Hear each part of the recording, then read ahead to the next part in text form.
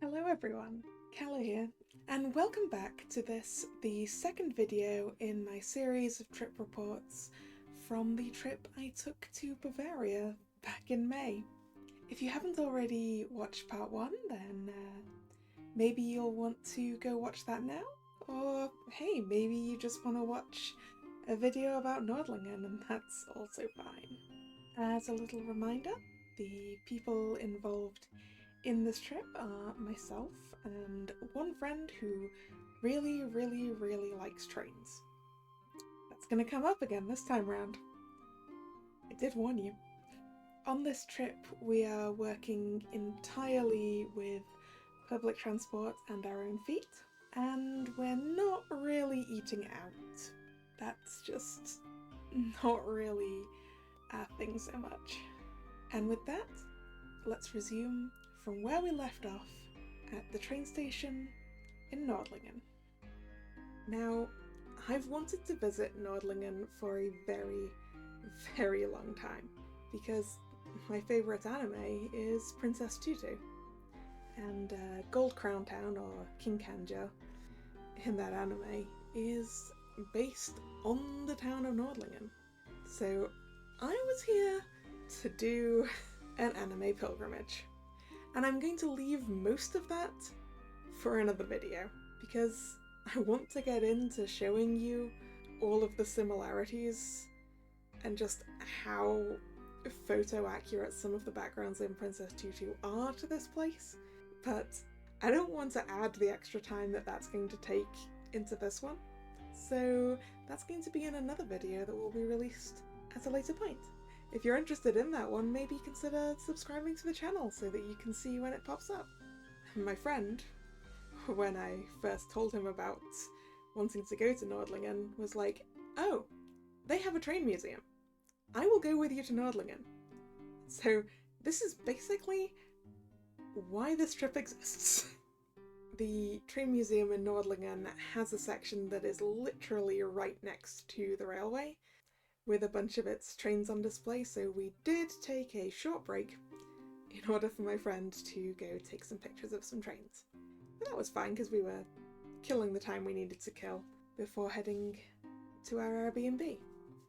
Now, booking our accommodation in Nördlingen for this trip had been a little complicated because a lot of the hotels were booked up, and I'll get into the two reasons I'm pretty sure is why that is over my discussion of the next 2 days of this trip. But regardless to say, that's why we ended up with an Airbnb. And to be honest, I think that was a good option because it did allow us to have access to cooking facilities. Given that neither of us are big restaurant people, we hadn't had much in the way of hot food that we could eat sitting down. Now, Nördlingen itself is beautiful. I love it. I love it a lot. And I would quite happily live in this town. I'd need to learn a whole bunch more German. And I wouldn't want to own a car in there. Not inside the walls, anyway. There's a lot of cobblestones, and not a whole lot of parking. Which is to say, I wouldn't necessarily recommend driving here. I would much prefer getting the train. But there are several parking garages around outside of the walls. Like there was one next to the station, and there was at least another one that we saw on the opposite side of town. But I would not recommend driving a car into the centre of Nördlingen between the one-way streets and the cobblestones. But speaking of the Airbnb, my German is not that great, and I was really learning that this trip, as if I didn't know that already. But our Airbnb host didn't speak that much English, but we both muddled through and made it eventually. And this Airbnb was in a lovely convenient location and was very comfortable.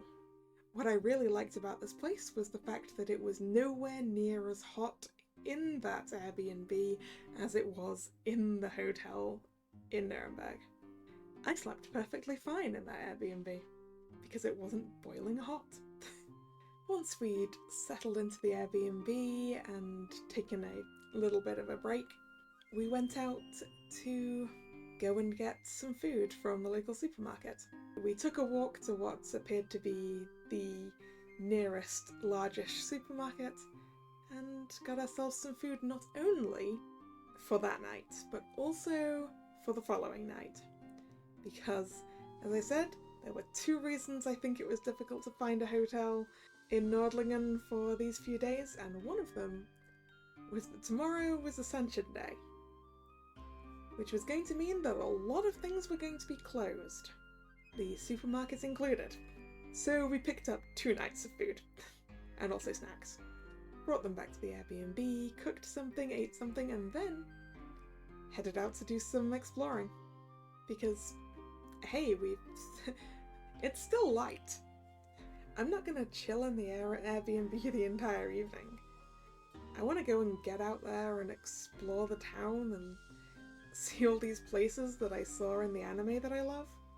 And so that's what we did. We went and looked our way around Nördlingen, including walking around some of the walls, which you can walk around the entire circuit of the walls in Nördlingen, and it's cool. There are various points to get up onto it, and yeah, we didn't make it around the entire bit this day. We just had a walk around, got onto the walls at one point and walked around until we got to a point near our accommodation and got off again. But I very much enjoyed this wander around the quiet streets of Nördlingen in the evening, while trying to find some of the places that I remembered from Princess Tutu. Day 4 dawned early for us, as every other day so far in this trip had. Why is it that while being in a country that's 1 hour ahead of my own, for some reason does my body want to wake me up at 7:30 every morning? I mean, in part it was probably because we were going to bed relatively early, because walking around as much as we had been doing takes a lot out of you. Like, each day up to this point has been just over 18,000 steps, which is an awful lot more than I do at home. Good shoes were important, and this day was going to be no different. Now, as I said, today was Ascension Day, which meant a lot of shops were going to be closed, but it did appear that all of the attractions we wanted to visit within Nördlingen itself this day were going to be fine and open. The first thing I wanted to do this day was to climb the Daniel Tower. That is the bell tower attached to the church. I wanted to go up there and get a view across the entire town. I thought, if I do that first thing in the morning before my feet are remotely tired, it won't be so much of a problem for me to climb the sheer number of stairs that are going to be involved here. So the problem is, I've woken up way earlier than this thing opens, because Kirchturm Daniel doesn't open until 10 o'clock. I guess we're going to go for another walk around town and find the rest of these locations that I wanted to take pictures of, and walk around the remaining bits of wall that we hadn't already. We'd walked around maybe about a third of the wall last night, and so we walked around maybe another third of it this morning, while also looking out for a bunch of other things to take pictures of, and getting some lovely views across the town to the Daniel itself. So yeah, my plan to make this climb completely fresh in the morning was completely ditched by going on a 2-hour walk beforehand. Whoops. And we got to the Daniel a little bit after its opening. The first set of steps was a stone spiral staircase going up to the first level, And then, beyond that, it was a lot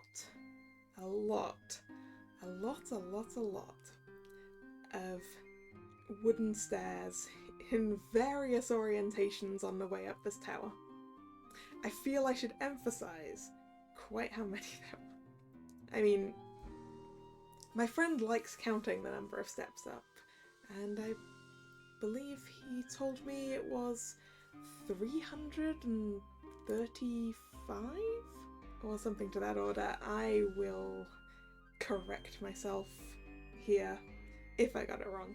It was 300 and something anyway. Once again, brakes. Brakes are important when you're climbing that many extremely steep stairs. Does it bother me that I got overtaken by several families? Yes. But that's just how it is. Once you get most of the way up, there is a level with some toilets and also a pressed penny machine, which I used because if there's something I like almost as much as collecting fridge magnets, it's collecting pressed pennies and other collectible coins. Getting this proves that I've climbed up all this way, okay? It's not something I can get at the bottom. And it was on this last set of stairs that we met the cat that lives up here, who is very cute and apparently famous. There were magazine articles further up about him, and also a painting. But yes, this last set of stairs leads up to the place where you actually pay to go up the next set of stairs to get to the actual viewing platform. Because yes, the place you pay is all the way up here, which I suppose is probably good. I mean, I guess I'd much rather pay once I finally got here than pay and then realise that there is absolutely no way I can climb all of these stairs. The price up here is €4 for an adult, which ain't bad really. And yeah, that'll gain you access to the very top level and the actual viewing platform, which I will say is extremely narrow, but you're not going to feel like you're going to fall off it because the wall is high enough that it's not going to be a problem. But it is very narrow, which is why it's actually a one-way system. Because if you encountered someone going the other way, there is no way that two humans can pass one another on this. This does mean that if the group in front of you is going around slower than you are going to have to slow down. But that's fine. No one's in any rush here, right? Stop and enjoy the view, because boy is it a good view. We actually did the full rotation around the viewing platform twice, because why not, right? So I got like video the first time and some photos the second. And after we'd had enough of the view, it was then time to go back down again, which was definitely not as much of a problem as the way up had been. Now, just across the square from Kirsten Daniel is a ice cream shop, and once we got back down to ground level, I was like, I have just climbed all of that, and I deserve ice cream. They had some quite interesting flavours, so I actually ended up with lavender ice cream, which I'd never tried before, which was very, very nice. A short break and a sit down with ice cream was definitely what I needed before we set off to the next stop on our trip today, the Rieskrater Museum. Now, this is a museum specifically dedicated to the meteor crater that the town of Nördlingen sits within. So it's a geology museum. You all know I like rocks, so of course we were going here. Entry to the Rieskrater Museum for an adult costs €5, but this ticket will also get you into the City Museum, which is just nearby. So it's €5 for 2 museums, which in my opinion is very good value. Now, all of the informational panels in this museum are in German. However, when we were getting tickets, they asked if we wanted a tablet, which contains basically all of the information, but in English.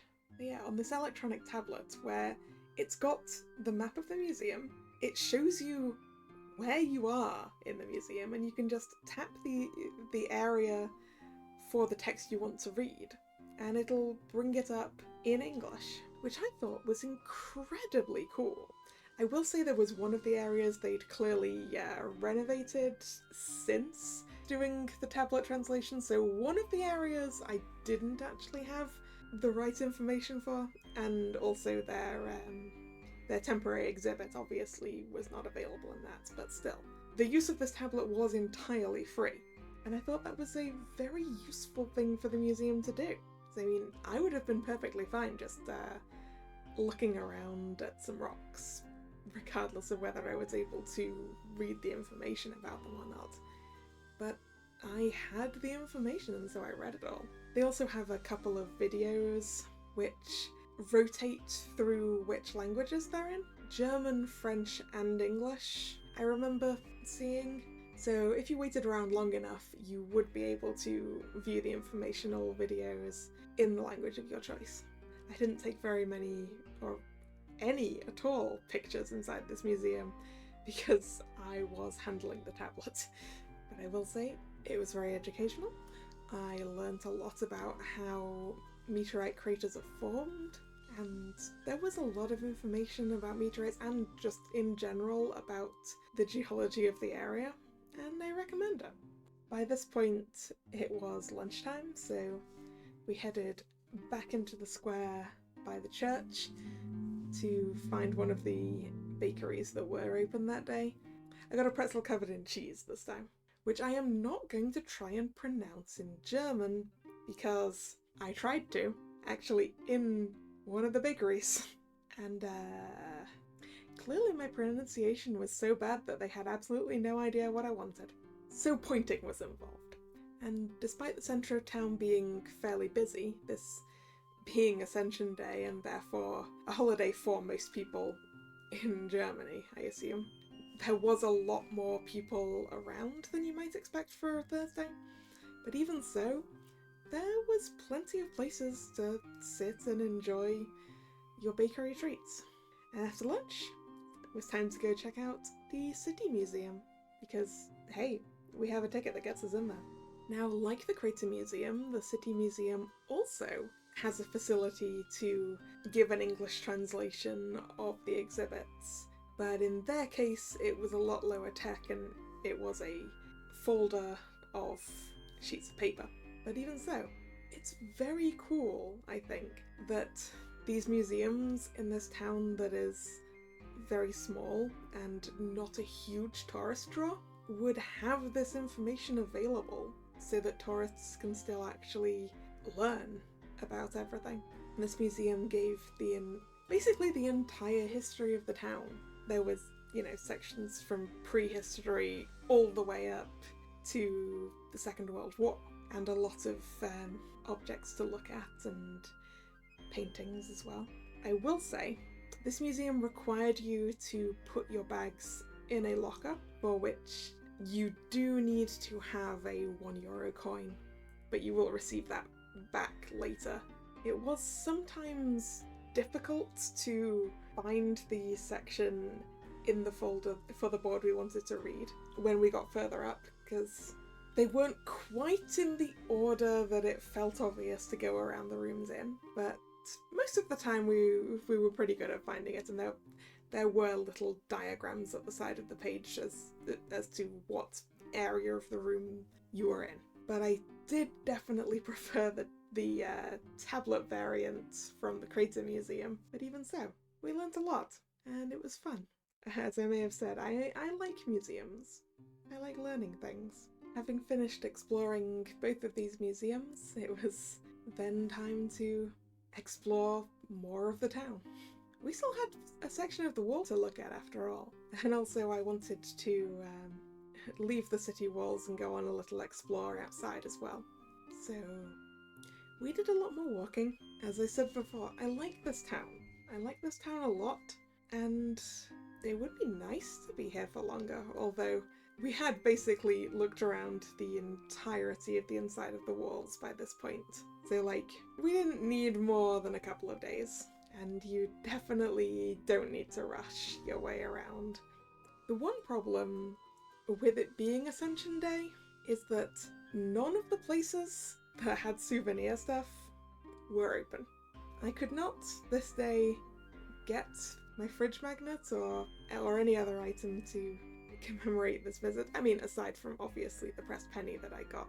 I wanted my magnets and I was going to have to get it tomorrow. Now, onwards to day 5 of the trip. Our second full day in Nuremberg. And you may be asking, hey Kalla, you said you've literally looked around the entirety of this town in the day and a half you've been here. Why did you need another full day? And you may also be wondering, what was that second reason you found that you think is why the hotels were booked up? May I present the second Nördlingen Railway Festival, a special event going on at the Railway Museum here in Nördlingen for exactly the weekend we happen to be here. My friend swears this is a coincidence. I'm gonna leave it up to you whether you believe him or not. Now, being that this was a special event day for the Railway Museum, this means that the entry cost was slightly higher than usual, being €15 per adult, as opposed to the €7 per adult it would be on a regular day. The Railway Festival is a special event here at the Bavarian Railway Museum where they have a lot of steam engines actually under steam. So rather than walking around and looking at all these trains that aren't moving at all, you get to watch them move. Now, as I said, I'm not a train nerd, to put it a little bluntly. But between you and me, even if you're not a big train nerd, seeing a whole bunch of steam trains up close while they're under steam is honestly really quite cool. It was a lot of fun. They would use their little shunting engine to bring each one of the larger engines out onto the turntable, take the shunting engine off the front, and then just turn the turntable around so that people could see it. Just bring out the engines and basically make them do pirouettes. Some of the other engines would be under steam themselves and just head off down the track and come back later. There were special trains put on for this event, some coming from Nuremberg in the north and some coming from Munich in the south. Although the day that we attended there weren't any of those.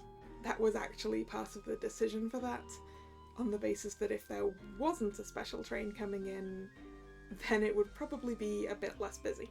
And I mean, it was still fairly busy, but I guess it's less busy than it would have been. And yeah, we hung about and watched all these trains move around, looked around the rest of the museum itself, including they had a little model railway thing as well inside a carriage down the tracks. There were a lot of things available to buy at this festival as well, like if you wanted to buy model railway bits, there were a lot of sellers who I assume were there specifically for the festival to allow you to buy those things, and also straight up bits of train. There was also food available to buy, so I obtained myself for lunch this day another sausage and a roll. I will say, as I did with the other museums we've been to, there was basically no English information for this festival at all, which the guy who sold us the tickets did actually apologise for the fact that there wasn't any English information for this, but hey, my friend can tell me everything I need to know about these things. We did also go and visit their yard on the other side of the rail lines, right next to the railway station itself, as part of this, and look at the things around there. There was a ability to go and ride in a diesel locomotive on that side, which we didn't actually do. I have no idea if it was an upcharge or not, but we spent the vast majority of this day watching the trains. The train museum also has a resident cat, just like the Daniel Tower did.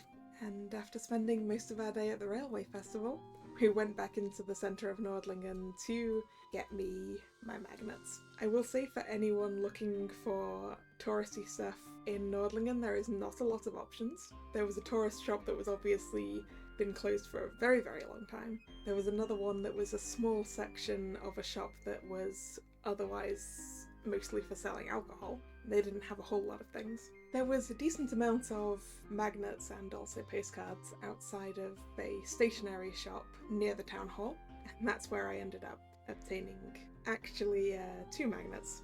Actually, I lied, I obtained 3 magnets in Nördlingen because I bought one at the Railway Museum because I wasn't certain we were going to be able to get one otherwise. So I ended up with a magnet from the Railway Museum, a magnet with pictures of places in Nördlingen, and a magnet with pictures about the formation of the crater. Sue me, I like rocks. There was a larger selection of tourist merchandise inside tourist information, but their selection of magnets was less. And having got all that sorted, done a tiny bit of a more explore, we headed back to our accommodation to make sure we were all packed up and ready for the following day's travel. So day 6, our second travel day. Well, I guess third travel day, if you count day 1, I suppose. So, travel day number 3. Today's aim was to go from Nördlingen to Munich.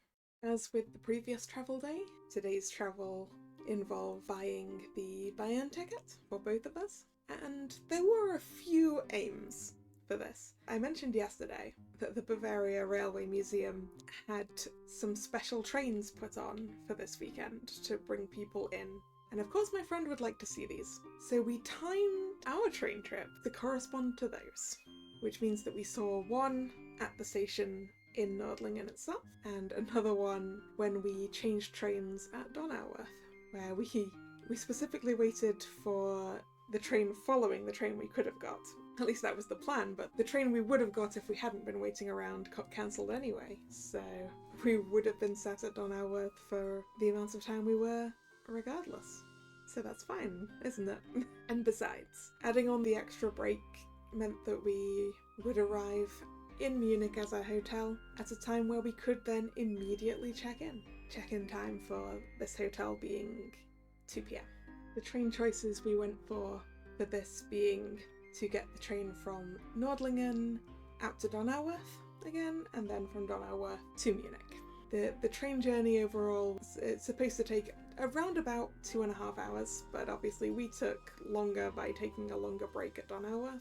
And this is where I'm going to end this video, just before we arrive into Munich. So join me next time for adventures around Munich and also another location. So thank you very much for watching, and if you've enjoyed this, consider subscribing to my channel. The majority of my content is gaming streams, but I do videos like this, assuming you guys are actually interested in more travel videos, and a few handcam videos that are mostly trading cards. So if you're interested in any of those things, then I hope to see you around some other time. Once again, thank you for watching. And this is Kalla, signing out. See ya. Bye bye.